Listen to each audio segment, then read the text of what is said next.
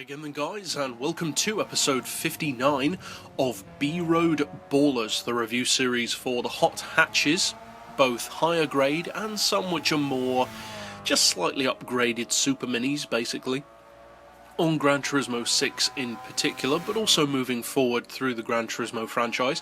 And in this particular pick we're featuring a vehicle which, interestingly, is possibly the best value for money vehicle in the entire Gran Turismo 6 game, because everyone has one.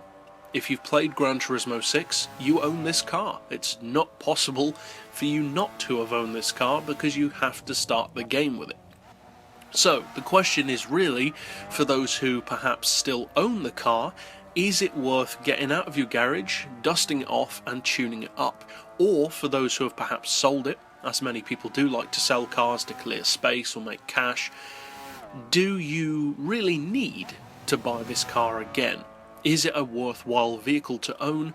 And also, why did they choose to start the game with it? It's a very strange thing to do.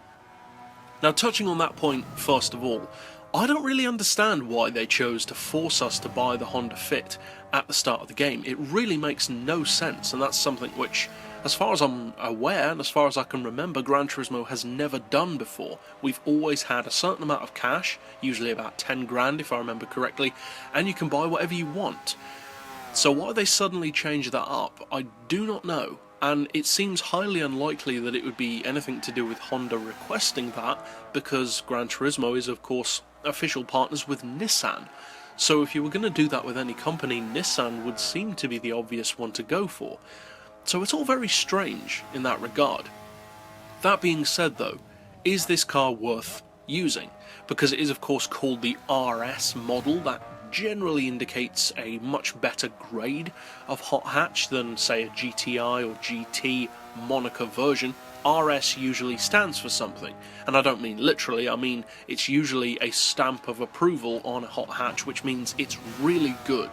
If you think, for instance, of hot hatches with RS on them, Focus RS, Megane RS, Clio RS, and various others, the Beetle RSI, they're good cars, really good cars, among the best hot hatches you can get in fact.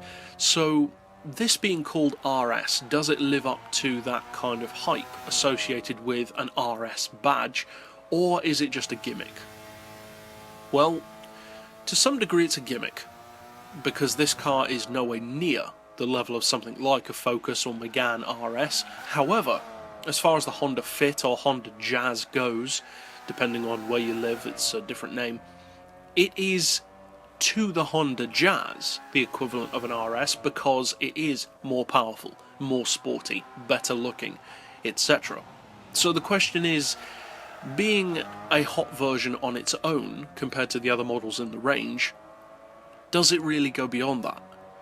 Is it capable of taking on other hot hatches?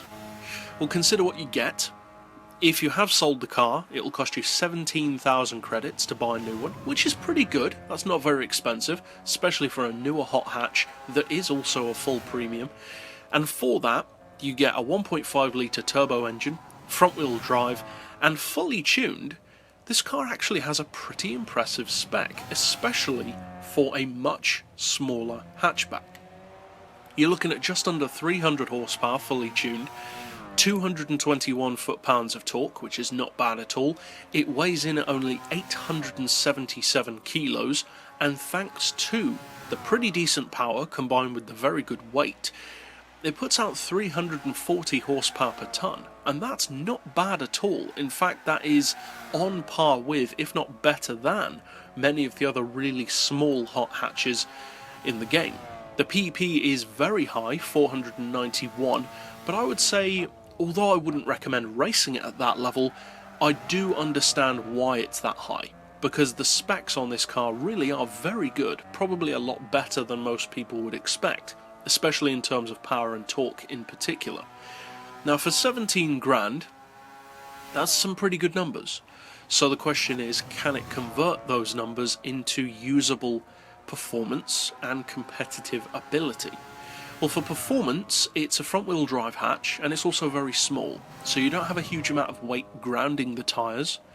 So yes, it is a little bit more inclined to spin up its front wheels or have torque steer than, say, a bigger, heavier hot hatch like a Megane or a Focus, which, although yes, they do have more power, they have also more weight to ground those tyres and put more weight on them to get better traction. This car doesn't benefit from that, unless of course you add ballast. That being said, it's a pretty good track car. The handling in particular on this model is, as you'd expect, very nimble, because the car itself is very small, very light, and as you'd expect, makes it very good on city circuits, for instance. Now, as far as tuning and when or where you should race it, at what PP level, etc., if you do want to, I'd recommend sticking to slightly lower PP levels, say anything up to 475. Because up to that level you can get some really good numbers and some beneficial specs out of this car. It can be a good vehicle to have at those levels. Anything higher than 475 and you're going to start to struggle, not because it's a bad car, but because you just don't have the kind of top end and even to some degree mid-range shove that many other cars will have at that level. Plus, once you start getting up around 500 pp, you start getting into proper high-performance car territory, vehicles which don't even need that much tuning to be really good.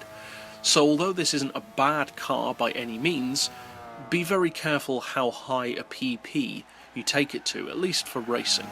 Now, the ultimate question is, should you buy it? Or, if you already own it, as many people do, should you tune it? Well, I would say it's a vehicle which I wouldn't necessarily strongly recommend using it a lot, but it's definitely a good small hot hatch and it does have its uses. So if you fancy it, it's worth a shot. But that's it for this particular pick. I'll see you guys next time, and as always, thanks for watching.